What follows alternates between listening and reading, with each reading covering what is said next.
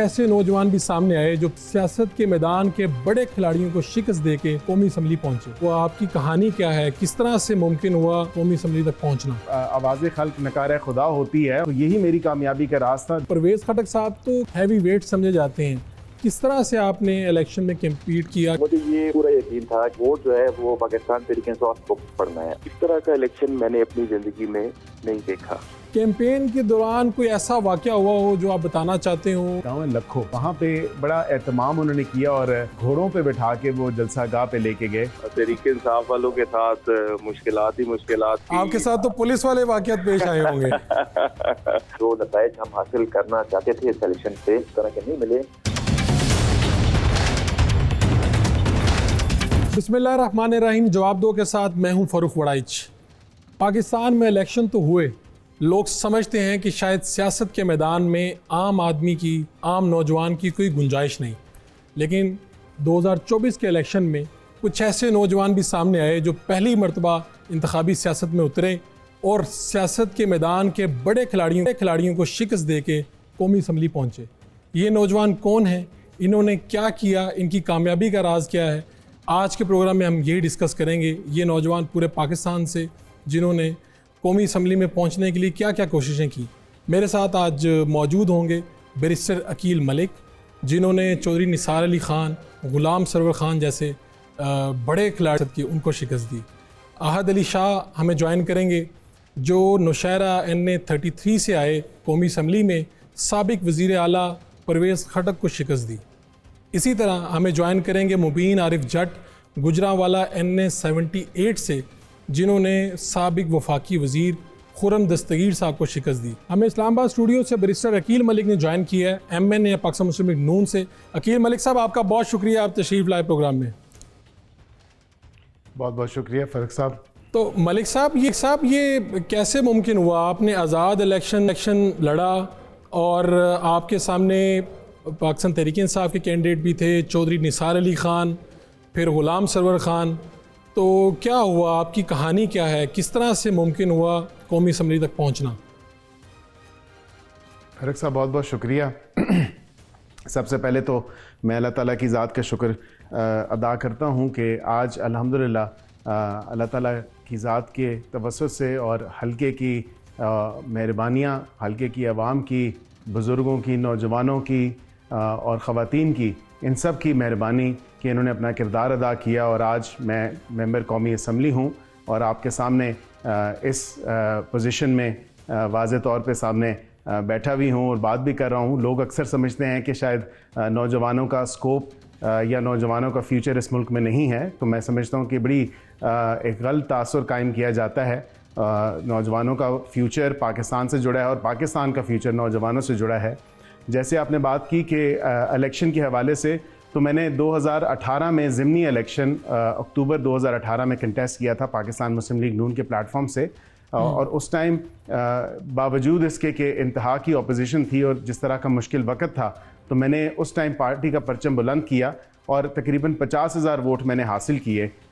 लेकिन उसके बाद मुतवातिर तौर पे मैं हल्के की आवाम के साथ जुड़ा रहा, उनकी गमी खुशी में उनके साथ था और हल्के की आवाम के जो छोटे मोटे काम थे जो मैं ज़ाती हैसियत में या उनकी आवाज़ किसी फोरम पे या प्लेटफॉर्म पे बन सकता था, तो मैंने उनकी वो आवाज़ बनते हुए हल्के की आवाम की खिदमत की।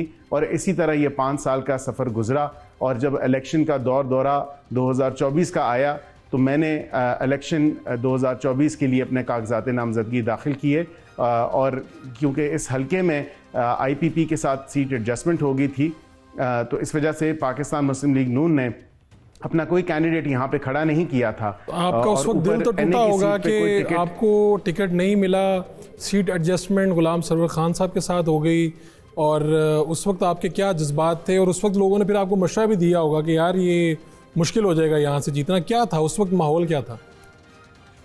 बड़ा एक मुश्किल माहौल था और मुश्किल फ़ैसला था, लेकिन जिस तरह क्योंकि आवाज़ खल्क नकार खुदा होती है और क्योंकि मैं हल्के के दुख सुख में, हल्के की गमी खुशी में और हल्के के जितने भी मसाइल थे, खा वो मेरे अपने पब्लिक सेक्रेटेरिएट के प्लेटफॉर्म से हों या उनके साथ किसी अदालत या किसी प्लेटफॉर्म या फोरम पे जाके उनकी आवाज़ बनना, उनके साथ खड़ा होना, तो यही मेरी कामयाबी का राज था। दिल डेफिनेटली एक इंसान जब एक पार्टी के साथ वाबस्तगी होती है तो इंसान का दिल होता है कि पार्टी उसे भी ओब्लाइज करे जब वक़्त आए। लेकिन उसके साथ साथ मैं समझता हूँ कि इसमें सबसे ज़्यादा बेहतर बात ये थी कि अल्लाह ताला के हर फैसले में बेहतरी होती है और अल्लाह ताला का वो फ़ैसला, जिस तरह ये मेरे सिचुएशन में कि यहाँ पे टिकट किसी को भी जारी नहीं हुआ, मेरा दिल इस बात पे मुतमिन था कि एनए की सीट पे लास्ट टिकट होल्डर मैं ही हूँ और उसके बाद टिकट किसी को जारी नहीं हुआ, गो के हल्के को ओपन छोड़ा गया और सीट एडजस्टमेंट यहाँ पे कर दी गई। लेकिन बावजूद उसके, क्योंकि मेरे पे पाकिस्तान मुस्लिम लीग नून की एक छाप थी और मैं पाकिस्तान मुस्लिम लीग नून का एक फेस था, तो मैंने हल्के की आवाम और हल्के के जो ज़िम्मेदार लोग थे उनसे एक मशावरती मीटिंग मैंने कॉल की और मशावरती मीटिंग जिस दिन कागज़ वापस लेने का टाइम था उससे अगले दिन मैंने कॉल की कि मुझे क्या करना चाहिए, क्या आया मैं विड्रॉ कर जाऊं या मैं इस इलेक्शन में हिस्सा लूं। तो हल्के की आवाम तकरीबन वो बड़ा एक जमे गफ़ीर बन गया और 7-8 हज़ार लोगों का एक मजमा जो हमने चीदा लोगों को बुलाया, लेकिन 7-8 हज़ार लोग इकट्ठे हो गए और उन्होंने यक आवाज़ और यक ज़बान होकर कहा। आपकी बात में यहीं से जारी रखेंगे। अहद अली शाह साहब ने हमें ज्वाइन की है, नौशहरा से जीते, NA 33 से परवेज़ खटक साहब को शिकस्त दी। अहद अली शाह साहब आपको वेलकम कहते हैं जवाब दो में। थैंक यू जी, थैंक यू। तो अहद अली शाह साहब, बैरिस्टर अकील मलिक साहब हमारे साथ मौजूद हैं। मैं आपसे जानना चाहूँगा कि क्या हुआ, कब फैसला हुआ कि आप यहाँ से इलेक्शन लड़ेंगे, और परवेज़ खटक साहब तो KP के और इवन नेशनल हैवी वेट समझे जाते हैं, किस तरह से आपने इलेक्शन में कम्पीट किया, क्या मामला हुए? बिस्मिल्लाहिर्रहमानिर्रहीम। सबसे पहले तो अल्लाह की ज़ात का बहुत बहुत शुक्र जो अल्लाह ने हमें ये मकाम दिया। बेसिकली मेरे वालिद साहब जो थे जी बादशाह मरहूम, वो पाकिस्तान तहरीक इंसाफ के एक बानी कारकुन थे डिस्ट्रिक्ट नौशहरा में, और मेरी जो जितनी भी थी सियासी परवरिश वो उनके साथ हुई। और मैं जब से मैं जवान हुआ तो मैंने इंसाफ स्टूडेंट फेडरेशन से अपनी सियासत का आगाज शुरू किया एग्रीकल्चर यूनिवर्सिटी पेशावर से मुराद सईद के साथ। तो ये वहाँ से हमारा एक सफ़र था, एक मेहनत थी, जस्तजू थी जो चलती आ रही थी। फिर जब ये लोकल बॉडीज इलेक्शन हुए तो उसमें मैं कामयाब हुआ, मैं नौशहरा कैंट का वाइस प्रेसिडेंट मुंतखब हुआ उस टाइम पे। फिर जब ये 9 मई हुआ तो 9 मई के बाद पूरे पाकिस्तान में एक अजीब व गरीब सी सूरत हाल बन गई, पाकिस्तान तहरीक इंसाफ पे क्रैकडाउन हो गया। तो उस टाइम पे मेरे पास 2 ऑप्शन थी, या तो मैं पाकिस्तान तहरीक इंसाफ के साथ रहता और या मैं अपने जो मैं इलेक्ट हुआ था वाइस प्रेसिडेंट नौशहरा कैंट का, या मैं वो रहता। तो अल्लाह कहता है कि आप हक का साथ दें और उसमें नुकसान क्यों ना हो। तो उस टाइम फिर मैंने फैसला किया कि फिर मैं पाकिस्तान तहरीक इंसाफ के साथ ही रहूँगा। तो उसकी वजह से मुझे अदम एतमाद का सामना करना पड़ा। मैंने अपनी वो सीट रिज़ाइन कर दी और मैं हक के साथ खड़ा रहा। उसके बाद मेरे जहन में भी नहीं था कि पाकिस्तान तहरीक इंसाफ मुझे टिकट देगी।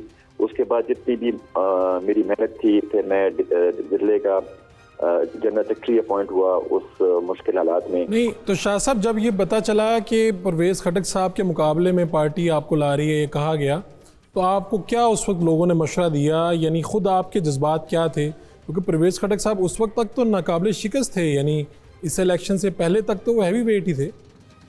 जी देखिए, हम क्योंकि हमारा रिश्ता पाकिस्तान तहरीक इंसाफ के साथ रोज़े अव्वल से था और हमें इतना पूरा यकीन था कि जितना भी कोई हैवी वेट हो जाए, जितना भी कोई खुद को वक्त का वो कह दे, खुदा कह दे, फिरौन कह दें, क्योंकि यहाँ पे जो वोट बैंक था वो पाकिस्तान तहरीक इंसाफ का था, वो इमरान खान का था। तो मुझे ये पूरा यकीन था कि मदे मुकाबिल जो भी हो तो वोट जो है वो पाकिस्तान तहरीक इंसाफ को पड़ना है, और ये बात हमारी पार्टी को भी बखूबी पता थी। तो इसलिए उन्होंने उनके मुकाबले में एक वर्कर को टिकट दिया। तो आपने पहली मरतबा कौमी असम्बली का इलेक्शन आपने पहली मरतबा लड़ा? जी बिल्कुल, मैंने फर्स्ट टाइम लड़ा। तो फिर जब जीत गए और रिजल्ट आया तब क्या एहसासात थे, माहौल क्या था? माहौल बड़ा अच्छा माहौल था। अल्लाह का लाख लाख शुक्र अदा किया। और आपकी एक तो 66,000 से जायद की लीड है, तकरीबन ये 67,000 बनते हैं जो लीड है आपकी। 2 दिन तो जी हमारी जो जिस तरह हमने अपना फॉर्म 47 लिया है आरओ से, तो उसकी थकावट इतनी थी कि हमें वो खुशी की समझ ही नहीं आ रही थी, क्योंकि हम इतने वो है ना, बंदा इतना थक जाता है कि आप 24 घंटे 48 घंटे आप जाके गुजारते हैं फॉर्म 47 लेने के लिए, आपके साथ 1000-2000 बंदा होता है। तो हमने तो इलेक्शन नहीं लड़ा, हमने तो जंग लड़ी है नौशहरा में। चलें, मैं आप मेरे साथ ही रहिएगा, गुफ्तगू का सिलसिला जारी रहेगा। एक शॉर्ट कमर्शियल ब्रेक लेते हैं, फिर इंशाल्लाह आएंगे तो इनसे सुनेंगे कैसे ये नौजवान कौमी असम्बली तक पहुँचे।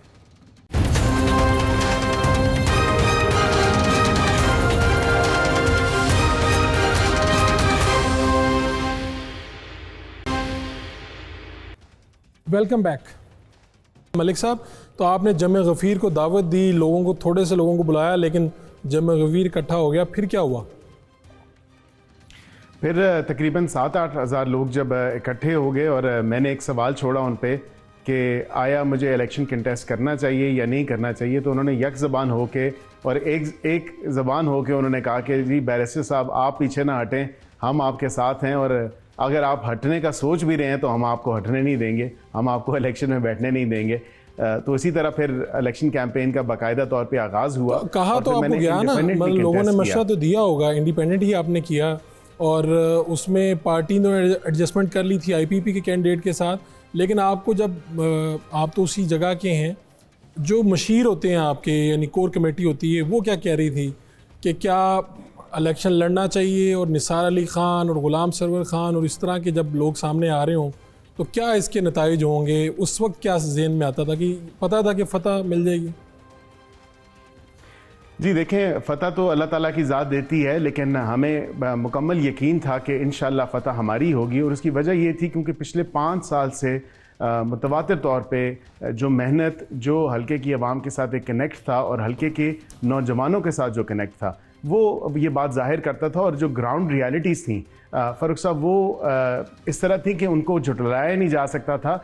चौधरी निसार अली ख़ान साहब और ग़ुलाम सरवर ख़ान साहब, ये दीगर कोई भी कैंडिडेट थे तो वो हल्के में मौजूद नहीं थे, और अगर हल्के में मौजूदगी उनकी होती भी थी तो वो बहुत एक सेल्डम मौजूदगी होती थी, और उस तरह आवाम के साथ उनका ना राब्ता था, ना वो एक्सेसिबल थे, ना अवेलेबल थे, और ना ही वो अप्रोचेबल थे। तो हल्के की आवाम को एक यंग फेस, एक न्यू फेस और एक नई क़यादत की जो है वो डिमांड करते थे, और वो कहते थे कि हमारा लीडर या हमारा हल्के का नुमाइंदा हमारे जैसा होना चाहिए, हम ये जो फैक्टर है यूथ वाला, जब चाहे उससे राब्ता कर सकें, यूथ वाला फैक्टर, मैं फिर शाह साहब से भी यही सवाल पूछूंगा, ये कितना इसने काम दिखाया? यानी 2024 में ख़ास तौर पे हमारी यूथ ने कहा कि जो हमारे जैसा उम्मीदवार हो, यंग हो, इस बात के कितने नंबर हैं, कितने वोट हैं इस बात के?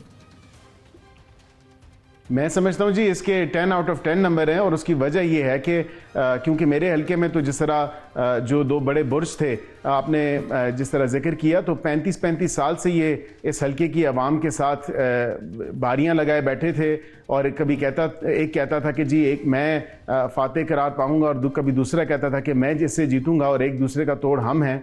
तो एक थर्ड फोर्स जो थी वो जब हल्के के नौजवानों ने देखी और अपने जैसा नौजवान देखा और अपने में से एक नौजवान देखा, तो वो उनको एक खुशी थी। और मेरी तो बग़ैर किसी पार्टी एफिलिएशन के लोगों ने वोट डाली, और वो इस तरह डाली कि कई PTI के वोटर्स ने भी मुझे वोट डाली, और उन्होंने कहा कि आपके साथ टिकट नहीं मिला तो ज़्यादती हुई, लेकिन ये है कि हम आपको सपोर्ट करते हैं और हम आपके साथ हैं। आहद अली शाह साहब से भी पूछते हैं कि आप बताएं शाह साहब, ये वाला जो मैं कह रहा हूँ यूथ फैक्टर, ये आपने फील किया लोगों में?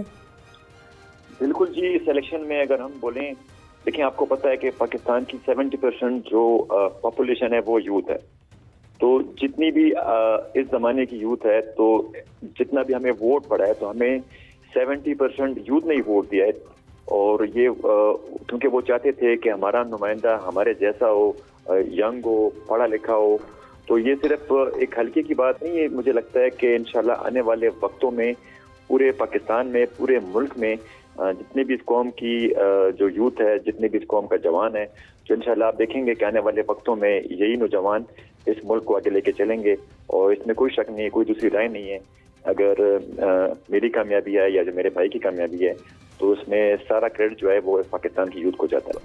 अकील मलिक साहब, ये जो बात है कि जी पाकिस्तान के नौजवान जो सोचता है कि शायद अगर वो मिडिल क्लास फैमिली से ताल्लुक़ रखता है या उसका असर रसूख नहीं है या उसका कोई बाप दादा चाचा कोई MNA MPA नहीं रहा, तो क्या पाकिस्तानी सियासत में उसके लिए अपॉर्चुनिटीज़ हैं, क्या उसको आना चाहिए? आप क्या इसके ऊपर सोचते हैं? देखें जी, बिल्कुल अपॉर्चुनिटीज़ हैं, और लेकिन सबसे जिस तरह कोई भी फील्ड है, कोई भी वॉक ऑफ लाइफ है, तो वो डिमांड करती है आपकी अवेलेबिलिटी, आपकी डेडिकेशन, आपका हार्ड वर्क। और अगर आप मेहनत नहीं करना चाहते या मेहनत नहीं कर सकते, किसी भी वो फील्ड हो, कोई भी फील्ड हो जो दिल से काम होते हैं, अगर आप दिल से नहीं कर सकते तो डेफिनेटली किसी भी फील्ड में आप सक्सेसफुल नहीं होंगे।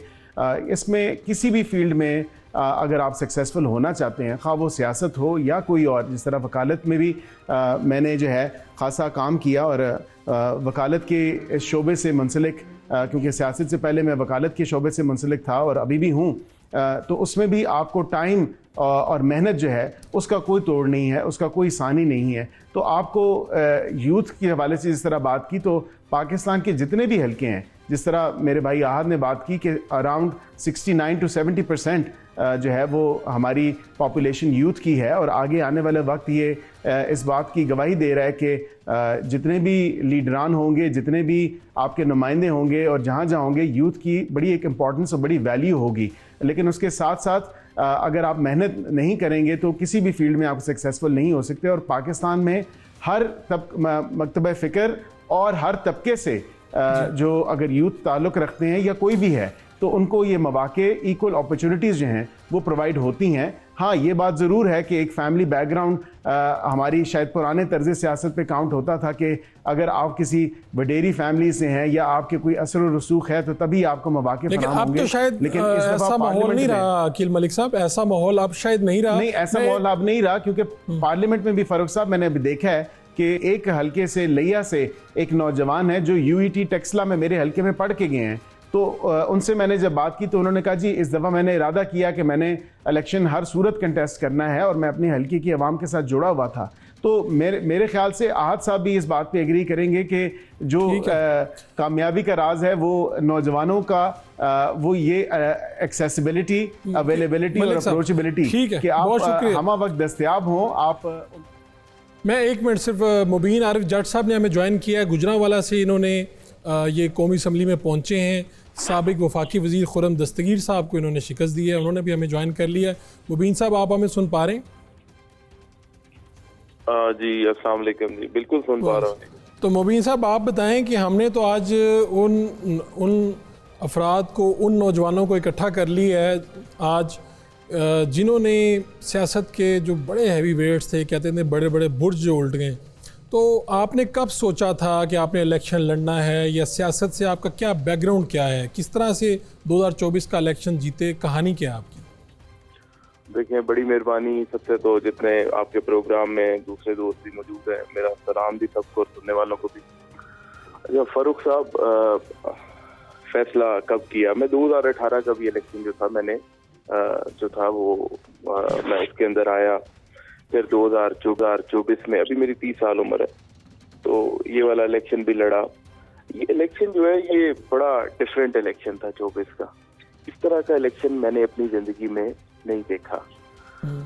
अगर बात करें कि किसी भी फर्द को, चाहे वो नौजवान है, चाहे वो बुजुर्ग है, जैसा भी है, नौजवानों को जाहिर सी बात है एप्रिसिएशन मिली। जैसे कि पहले मेरे दोस्त बात कर रहे थे यहाँ पे कि मेजर जो है वो मेजॉरिटी ऑफ पॉपुलेशन जो है वो नौजवान है पाकिस्तान की। वो जाहिर सी बात है पसंद करते हैं कोई नौजवान आए, उन जैसा आए, उनके मसाइल को समझे, उनके साथ बैठे, उनके साथ उनके हर जो है वो शामिल हुए, हर तरह के उनके जो भी हैं मशागिल। जाहिर सी बात है जो बुजुर्ग आदमी है नौजवानों के साथ, और नौजवान बुजुर्गों के साथ ऐसा जितना कंफर्टेबल नहीं फील कर सकते।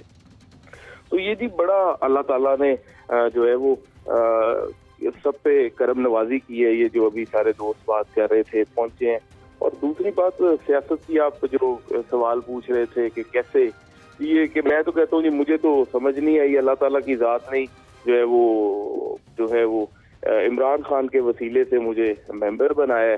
और मैं तो जी कहूँगा जी, मैं तो ये कहूँ कि मेरी कोई बरादरी है या मेरा कोई बड़ा पुराना सियासी बैकग्राउंड है, कुछ नहीं। मैं तो जी पार्टी के वोटों से जो है वो तो मुंतखब आपकी मुबीन साहब, आपकी एक सोशल मीडिया पे तस्वीर वायरल हुई कि खुर्रम दस्तगीर साहब गालिबन आपकी शादी में आए थे, शरीक हुए थे, आपने वो दूल्हे वाला आप पूरा तैयार हुए हैं, तो वो तस्वीर सही है? वो क्या वाक़या है? जी वो 2017 की फोटो जी, बिल्कुल ठीक है जी। जाहिर सी बात है, अगर आप एक शहर में आते रहते हैं तो आप खुशियों में गमियों में जाते हैं, शामिल होते हैं, तो ये नॉर्मल सी फोटो है। 2017 को मेरी शादी। वो लोगों ने तो कहा कि ये किसको पता था कि खुर्रम दस्तगीर साहब जिस दूल्हे की शादी में शरीक हैं वो तो वही जाहिर सी दूल्हा बात है। आप आना जाना तो जो है वो आपका रहता ही है ना जी। वो जाहिर सी बात है, कल को कौन इलेक्शन लड़े ये तो अल्लाह ताला के फैसले हैं, और ये हर रोज जो है ये एक नया दिन चढ़ता है, हर महीना एक नया महीना है, हर साल एक नया चले। साल है। आपने आज एक नई चीज़ भी बताई कि आपकी 30 ईयर्स है। मैं तो चाहूँगा दूसरे पार्टिसिपेंट से भी पूछता हूँ, मलिक साहब आपकी एज क्या है? मैं उम्र छुपाने वाली नहीं होती जी, 36 साल मेरी उम्र है। वैसे मैं बड़ा नौजवान नज़र आता हूँ, लेकिन क्योंकि पिछले आई थिंक तकरीबन 30-31 साल मेरी उम्र थी जब मैंने पहला इलेक्शन कंटेस्ट किया। लेकिन सियासत से जो मेरी वाबस्तगी है तकरीबन 2013 से है, so little over a decade. Shah साहब आपकी क्या उम्र है? शाह साहब जी मेरी 35। बट ठीक है, आप सारे कहीं ना कहीं सबसे कम उम्र तो मुबीन साहब ही हैं। गुफ्तगू का सिलसिला जारी रहेगा। एक शॉर्ट कमर्शियल ब्रेक लेते हैं, ब्रेक से वापस आएंगे तो पूछेंगे असम्बली तक पहुंचने का सफ़र कैसा था।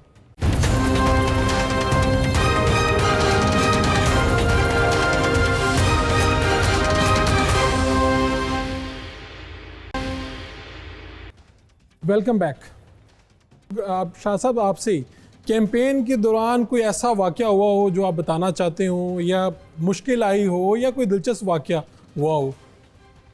आप तीनों से ये सवाल है, शाह साहब से स्टार्ट करते हैं। जी हमारे जितने भी पाकिस्तान तहरीक इंसाफ के कैंडिडेट थे, शायद उन सब के उसमें ये चीज़ कॉमन हो कि हम जहाँ भी जाते हैं तो हमें हमारे वोटर्स कहते हैं कि आपका जो है, आपको घर से निकलने की ज़रूरत नहीं है, आपको वोट मांगने की ज़रूरत नहीं है।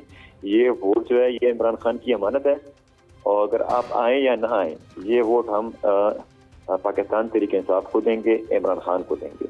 और दूसरा, ये पहला इलेक्शन था कि जिसमें हम नहीं कि उसके पीछे वोटर्स के पीछे, वोटर हमें खुद ढूंढ के हमारे पास आया है। हमारा सैंपल उन्होंने खुद ढूंढा है, खुद सर्च किया इंटरनेट से। जब इलेक्शन वाले दिन मुझे याद है, एक बाबा जी थे, तो उनकी बेटी जो थी वो यूएस में थी, तो वो जब आए हमारे पोलिंग बूथ तो वो इस तरह देख रहे थे। उन्होंने पिक्चर ली है पहले मेरी और मेरे सैंपल की, और जो मेरे साथ और थे कैंडिडेट, तो अपनी बेटी को व्हाट्सएप किया है कि बेटी ये देख लो, ये वेरीफाई कर लो कि यही जो है पाकिस्तान तहरीक इंसाफ के वो हैं, नुमाइंदे हैं कि नहीं, ये कोई और नुमाइंदे हैं। तो इस तरह ये बड़ा एक अजीब और गरीब इलेक्शन था कि जिसमें हम नहीं कि लोगों के पीछे, लोग हमारे पीछे फिर गए। अच्छा मलिक साहब, आपके साथ कोई इस तरह का कोई दिलचस्प वाक़या या कोई मुश्किल आई हो? मुश्किलें तो इलेक्शन के पूरे प्रोसेस में बड़ी आई हैं जी, और ये आसान सफ़र नहीं था, मुश्किल सफ़र था। लेकिन एक बड़ा इंटरेस्टिंग सा मैं आपको, क्योंकि हमारे इधर पोठोहार रीजन में बड़ी खातिर तवाज़ो भी की जाती है, तो एयरपोर्ट के पास जो है, क्योंकि यूनियन काउंसिल गिरजा जो है वो इस दफ़ा हमारे साथ मेरे हल्के में नई शामिल हुई, और उसका एक गांव है लखो। तो अच्छा। वहाँ पे बड़ा एहतमाम उन्होंने किया और घोड़ों पे बैठा के वो जलसा गाह पे लेके गए। तो ये एक बड़ा ज़बरदस्त किस्म का उन्होंने इस्तकबाल भी किया, और एंट्री जो पंडाल में डलवाई, तो वो एक बड़ी मेमोरेबल बात है जो मैं आपके नाज़रीन से भी शेयर करना चाहूँगा। मुबीन साहब, आपकी ठीक है? देखिए जी, हमारे साथ तो ये घोड़ों वाला वाकया कोई पेश नहीं आया जी। तहरीक इंसाफ वालों के साथ मुश्किलात ही मुश्किलात। आपके साथ तो पुलिस वाले वाकयात पेश आए होंगे। घोड़ों वालों जो है वो नहीं पेश आए। बाकी हर दिन जी तहरीक इंसाफ वालों के लिए तो कैंपेन उससे पहले जो मुश्किलात हैं वो सबके सामने थी। मतलब बड़ी मुश्किल थी कैंपेन, फिर बड़ी मुश्किल थी मीटिंग, जलसे, ये सारी चीजें। लेकिन अल्लाह ताला की ज़ात ने सारी चीज़ें की। मकसद इलेक्शन का होता है निशान पहुंचाना। वो लोगों ने खुद ही इतनी अवेयरनेस थी। मेरे हल्के के अंदर तो शहरी हल्का है, लोगों तक जो है वो सोशल मीडिया और इन चीज़ों से ऑलरेडी जा चुका था। और बाकी जो लोगों को गुस्सा था वो लोगों ने जनाब इलेक्शन डे पे निकाला। और मुझे तो ये मुश्किलात जो थी वो सारी तरीके इंसाफ वाली थी, इसके अलावा तो ऐसा तो आप तीनों ने चूँकि पार्टी की सपोर्ट तो हासिल थी, लेकिन तीनों ने ही आज़ाद ही इलेक्शन जीता है। तो मलिक साहब, आपको ऑफ़र, आपने मुस्लिम लीग नून को बड़ी जल्दी ज्वाइन कर लिया, क्योंकि आपका पहले भी ताल्लुक़ इन्हीं के साथ था। आपको तो शायद पार्टी फैसले की वजह से आज़ाद लड़ना पड़ा, तो आपको इसके अलावा भी कहीं से ऑफ़र हुई? फ़ारूक भाई, बात यह है कि मेरा पहले भी पाकिस्तान मुस्लिम लीग नून मेरा घर था, अभी भी पाकिस्तान मुस्लिम लीग नून मेरा घर है, और आइंदा भी मैं इसी बात पे मेरा कामिल यकीन है कि यही मेरा घर है। और जिस तरह वज़ीर आज़म पाकिस्तान शहबाज शरीफ साहब ने भी, शायद आपकी नज़र से वो वीडियो गुजरी हो, उन्होंने कहा ये पहले भी हमारे थे और अभी भी हमारे हैं और आइंदा भी हमारे ही रहेंगे। ऑफ़र्स तो ज़ाहिरी बातें होती हैं, लेकिन मैंने बड़ा बर वक्त और राइट अवे मैंने ये फ़ैसला किया कि मैंने अपना, मेरा जो घर है मैं उसी में अच्छा लगता हूँ और पाकिस्तान मुस्लिम लीग नून ही में मैं यानी आपने सोच रखा था कि मुस्लिम लीग नून में जाना है, चाहे वॉट एवर हुकूमत बने, अपोजिशन मैंने बने, जो भी थ्रू आउट कैंपेन में, बल्कि सबसे इंटरेस्टिंग बात आपको ये बताऊं कि मैं तो कैंपेन में ये कहता रहा था कि ये सीट जीत के जो है मियां मोहम्मद नवाज शरीफ साहब को तोहफातन पेश करेंगे। तो फिर आपकी जीतने के बाद पार्लियामेंट में ये कहाँ पे पहली मरतबा नवाज शरीफ साहब से मुलाकात हुई, तो क्या मुकालमा क्या हुआ, ये तारुफ, किस तरह से मामला चला? उन्होंने बड़ा अप्रिशिएट किया, और जो पहली हमारी पार्लिमानी, वैसे तो बज़रिया टेलीफोन राब्ता था और उस पर मुबारकबाद भी पार्टी की लीडरशिप ने दी, लेकिन पहली जो बाज़ाब्ता मुलाकात थी वो पार्टी का जो पहला पार्लिमानी इजलास था पार्लियामेंट में, वहाँ पे जो है दोनों मियां मोहम्मद शहबाज शरीफ साहब ने और मियां मोहम्मद नवाज शरीफ साहब ने जो है बहुत ज़्यादा उस चीज़ को सराहा और बहुत अप्रिशिएट किया। ये हमारे जो दूसरे दोनों पार्लियामेंटेरियंस के सामने उन्होंने इस चीज़ को वाज़े तौर पे सामने रखा और अप्रिसिएशन दी। मुबीन साहब और शाह साहब को तो ये सहूलत मैसर नहीं थी, दोनों पार्टिसिपेंट के जो कायद हैं वो कैद में हैं, लेकिन फिर भी मैं उनसे पूछता हूँ कि मुबीन साहब किस तरह से अप्रिसिएशन वगैरह हुई, कहाँ से फ़ोन आए, क्या क्या हुआ? बड़ा अच्छा जी अप्रिसिएशन पार्टी ने, पार्लियामानी पार्टी का हमारा इजलास था, जितनी सीनियर लीडरशिप है बिल्कुल उन्होंने जो है वो बहुत मोहब्बत और बड़ा अप्रिशिएट किया, और अल्लाह ताला का फजल है जी, बड़ी इज्जत दी जी पार्टी ने। जितना शुक्र अदा करें और जितनी उनकी करें मेहरबानी जी, उन्होंने इतनी अप्रिसिएशन दी है जी। आद अली शाह साहब, आपके यहाँ क्या माहौल था? जी, हमारी गवाही तो आप दे रहे हैं, हम तो गुमनाम वर्कर थे, खान साहब के सिपाही थे, और अल्लाह ने इतनी इज्जत दी कि आज आप नेशनल मीडिया में हमें मदऊ करते हैं, हमें बुलाते हैं, तो ये मेरे लिए, मेरे हल्के के लिए इससे बड़ी इज्जत, तो इससे बड़ी फख्र की बात नहीं हो। शाह साहब, इलेक्शन में कितने अखराजात आए, कितने पैसे? ये तो सुना है बड़ा महंगा हो गया काम, करोड़ों रुपए लग जाते हैं एमएनए के इलेक्शन लड़ने के लिए, तो आपको शाह साहब कितने अखराजात आए, क्या? बस ये अभी और हम कुछ नहीं कह सकते, पर जो सरकारी फिगर था वही कह देते हैं, और हमारी मुश्किल न बने। नहीं, लेकिन ऐसा भी हुआ कि दोस्तों ने आके सपोर्ट किया, या पहली मरतबा आप कौमी असम्बली के हल्के का इलेक्शन लड़ रहे थे, कुछ लोग आए आपके पास, ऐसा भी हुआ कि अननोन लोग भी आए, उन्होंने कहा जी हम आपकी मदद करते हैं या सपोर्ट करते हैं किसी भी तरह से? हमारा जितना यहाँ पे कल्चर है, तो हमारे लोग कोशिश करते हैं कि वो जितना भी होता है ना, कॉस्ट होता है इलेक्शन डे का, यूनियन काउंसिल का, तो हमारे पार्टी के, हमारी यानी पहले से, यानी जब से पाकिस्तान तहरीक इंसाफ यहाँ पे लड़ रही है इलेक्शन नौशहरा में, तो हमारा कल्चर वैसे भी ज़रा डिफरेंट है, ये और जगहों में भी शायद इस तरह हो।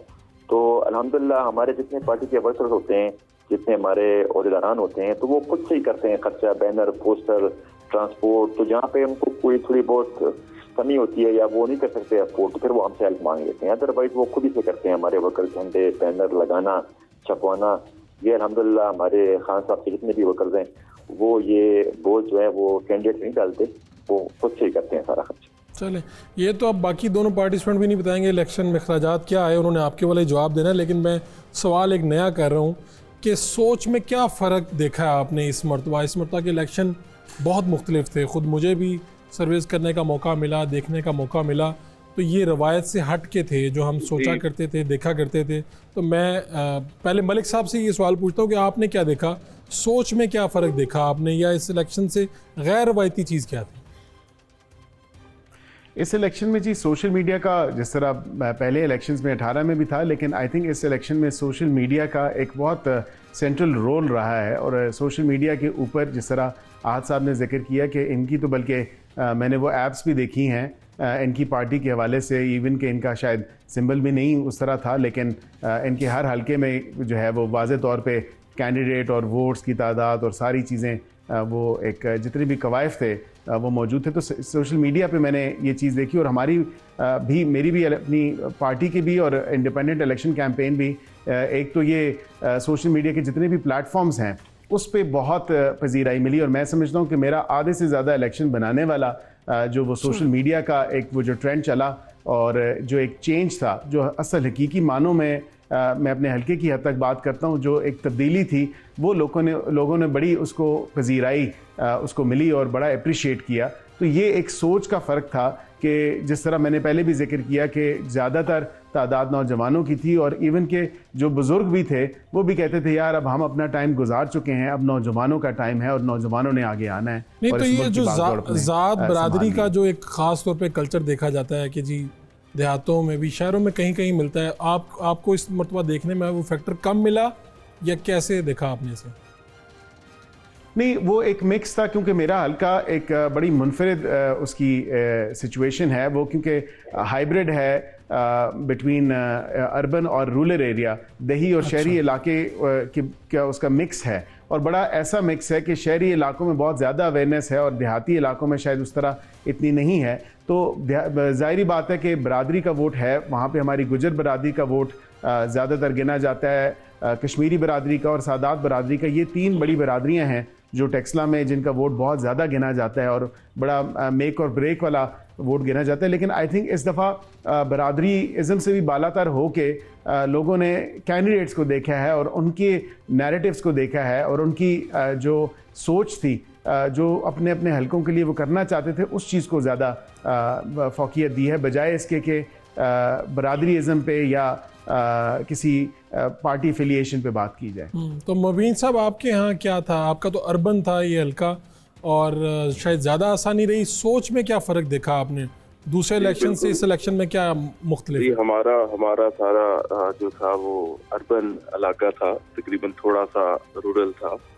लेकिन जो मैंने यहाँ पे फ़र्क देखा वो ये था कि लोगों ने ना गली डिमांड की, ना नाली डिमांड की, ना कोई लोगों ने हस्पताल डिमांड किया, ना लोगों ने जो है वो कोई किसी किस्म की डेवलपमेंट डिमांड की, थाना कचहरी किसी किस्म की कोई बात नहीं की। लोग सिर्फ कहते थे कि जिसके लिए वोट मांग रहे हो हमें वादा दो कि कल आप उसके साथ खड़े रहेंगे। सिर्फ एक डिमांड थी कि खड़े रहना है। क्या दिए नंबर 804 के साथ खड़े रहना? बिल्कुल जी। इसके अलावा उन्होंने कोई कैंडिडेट नहीं देखा, उन्होंने कोई कुछ नहीं देखा, उन्होंने सिर्फ एक वफादारी मांगी है। ठीक है, मैं कहता हूँ इतनी आसान उनका लोगों का बेचारों का, मैं यही कहूँगा जी, अवाम का छोटा सा जो थी ये वफादारी उन्होंने हमारे से मांगी। इसके अलावा उन्होंने अल्लाह रहम करे हमारे से कोई इतनी बड़ी चीज़ नहीं मांगी। गुफ्तगू का सिलसिला जारी रहेगा। एक शॉर्ट कमर्शियल ब्रेक लेते हैं।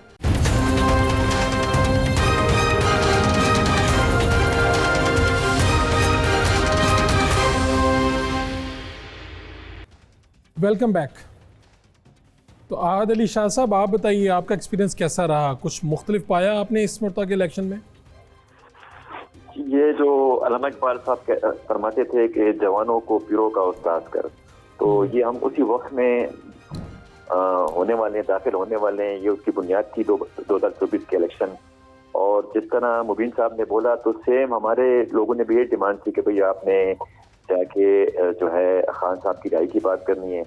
उन्होंने ना हमसे कोई गली, ना कोई थाना, ना कोई कचहरी, जो होता है ना रूटीन जो इलेक्शन कैंपेन होती हैं, तो ये एक डिफरेंट इलेक्शन था और ये एक नजरियाती इलेक्शन था और ये एक ऐसा इलेक्शन था जो फिलहाल तो हम जो नताइज हम हासिल करना चाहते थे इस इलेक्शन से, वो तो हमें फॉर्म 47 के की वजह से हमें उस तरह के नहीं मिले। मगर आपको बर वक्त मिल गया था? आपको अपना फॉर्म 47 बर वक्त मिल गया? कम से कम 1000-2000 बंदा लेके डीआरओ के ऑफिस में हम 12। क्या आप अकेले जाते तो ना मिलता आपको फॉर्म? नहीं, अगर हम अकेले जाते तो अब कुछ बातें इस तरह की हैं जो हम इस टाइम पे कह भी नहीं सकते। ये जो था ये तो हम आवाम लेके गए, वहाँ पे बैठे तो तब जाके हमें फॉर्म 47 मिला, वरना अदरवाइज जो हाल पेशावर में हुआ है और जिलों में हुआ है तो सेम जो था नौशहरा में, तो क्यों पहले से ही लोग ये दावा कर रहे थे कि भाई मैं आने वाला चीफ मिनिस्टर हूँ, मैं आने वाला वजीर आला हूँ।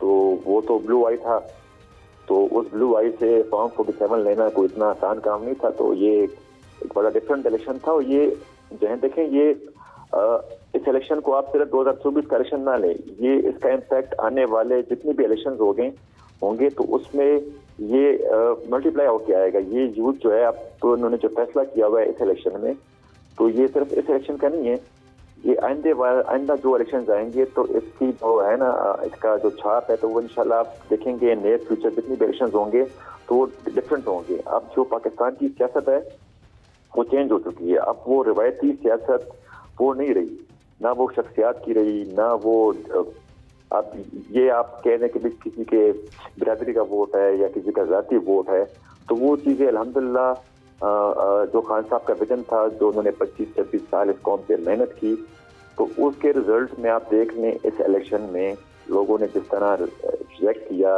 इन पुराने सियासतदानों को, इन बदबूदार चेहरों को, तो इंशाल्लाह जो कमी पेशी रह गई है इस इलेक्शन में, तो आने वाले इंतखाबात में इंशाल्लाह आपको इस पार्लियामेंट में एक बिल्कुल नीट एंड क्लीन पार्लियामेंट आपको मिलेगा, एक नया फेस और एक नया सोच आपको इंशाल्लाह मिलेगा। ठीक है, तो मुबीन साहब, क्या आपको भी फॉर्म 47 लेने में कोई परेशानी रही कि आसानी से मिल गया? जी, मेरा फॉर्म 47 तो जी अगले दिन जाके मिला, लेकिन अल्लाह का शुक्र है मिल गया है जी, और जो था उसके मुताबिक मिला। मैं तो अल्लाह ताला का शुक्र अदा करता हूँ कि कुछ हल्के थे पाकिस्तान के अंदर, जैसे फैसलाबाद के कुछ हल्के थे, उधर अल्लाह ताला ने कोई इनके ज़हनों के अंदर, इनके दिलों के अंदर कोई नरमी पैदा कर दी थी कि खुदा के लिए यार जो हैं तो वो इशू कर दें।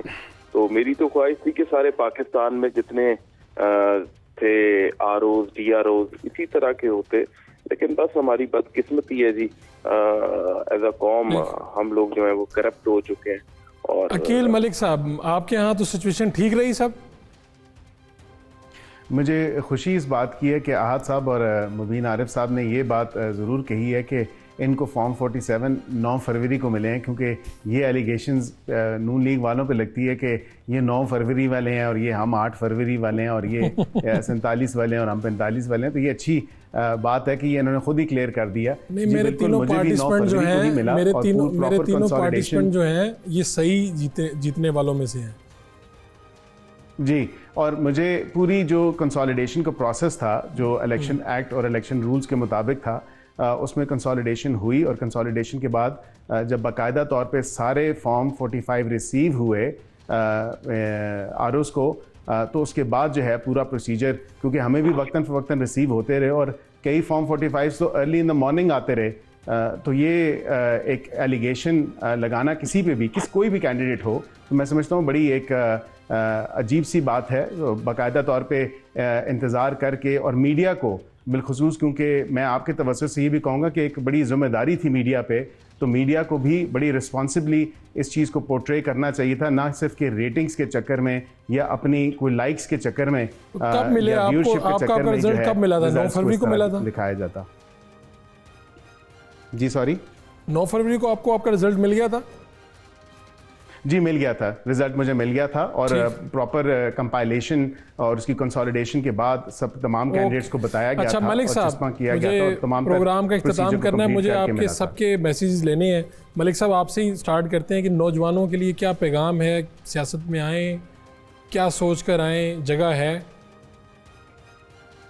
जी बिल्कुल, मेरा आपके तवज्जुह से नौजवानों को, हर पाकिस्तानी नौजवान को ये पैगाम होगा कि आप हिम्मत मत हारें, आप हमेशा जो है मुस्बत सोचें, पाकिस्तान के लिए सोचें, पाकिस्तान की खातिर सोचें, और कम से कम ये सोचें कि यार आपकी छोटी सी भी कंट्रीब्यूशन जो है वो इस मुल्क को बहुत ऊपर तक पहुंचा सकती है। तो हमें अपना किरदार जो है, अपना रोल जो है वो हमें अदा करना है, खा वो किसी भी फील्ड में हो, क्योंकि हमें पाकिस्तान का सोचना है, हमें पाकिस्तान को दोबारा जो है बेहतरी की तरफ लाना है। शाह साहब, आपका पैगाम क्या है? जी, मेरा पैगाम यही है कि पाकिस्तान के नौजवान को सियासत में हिस्सा लेना चाहिए। वो जुनून कौंसिल का इलेक्शन हो, विलेज कौंसिल का इलेक्शन हो, सूबाई इलेक्शन हो, कौमी इलेक्शन हो, और एक चीज़ जो सबसे ज़्यादा अहम है कि हमें आने वाले वक्त में जो हमारा वोटर टर्नआउट है, हमें इस पे बहुत ज़्यादा काम करना चाहिए, क्योंकि आज ठीक। अगर आप देख लें तो हमारी पोलिंग जो है वो 50% भी नहीं होती। हमारा जो पोलिंग सिस्टम है, तो अभी भी 50% से ज़्यादा लोग इस प्रोसेस का हिस्सा ही नहीं बनते, वो उसमें अपनी राय का इजहार ही नहीं करते। बिल्कुल ठीक है, ज़्यादा से ज़्यादा लोगों को इसका हिस्सा बनना है। मुबीन आरिफ साहब, आपका मैसेज आखिरी। जी, मेरा जी नौजवानों से यही है जी, बिल्कुल सियासत एक अच्छा प्रोफेशन है, इसे गंदा किया गया है और ये बिल्कुल गंदा नहीं है। हम सारे मिल के नौजवान इसे अच्छा करेंगे, सारे नौजवान इसके अंदर हिस्सा लें। और आपने जैसे बात की फारूक साहब कि इस प्रोग्राम में आपने सही जीतने वाले बुलाए हैं, बिल्कुल मेरी तो ख्वाहिश है कि आप मजीद आगे भी सही जीतने वालों को बुलाएं और इन्हें अप्रिशिएट करें, और जो ये गलत जीत के हैं इन्हें डिस्करेज करें, तो नौजवानों की हौसला अफजाई होगी इस अमल के साथ। आप सब पार्टिसिपेंट्स का बहुत बहुत शुक्रिया। बैरिस्टर अकील मलिक साहब इस्लामाबाद से, हमीद अहद अली शाह साहब, मुबीन आरिफ साहब, आप तीनों मिसाल बने हैं, जीत कर आए हैं। पाकिस्तान में सियासत करना मुश्किल है, लेकिन आप लोगों ने ये जीत कर कौमी असम्बली तक पहुँचे हैं। हमें जो पाकिस्तान के नौजवान हैं उनसे यही कहना है कि आपको भी आगे बढ़ना है, ये सोचे समझे बगैर कि मुश्किलात क्या हैं, क्या आपके कोई ख़ानदानी सियासी बैकग्राउंड है या नहीं है। आज के प्रोग्राम का यही मकसद। अपने मेज़बान फ़ारूक वड़ाइच को इजाज़त दीजिए लाने के बाद।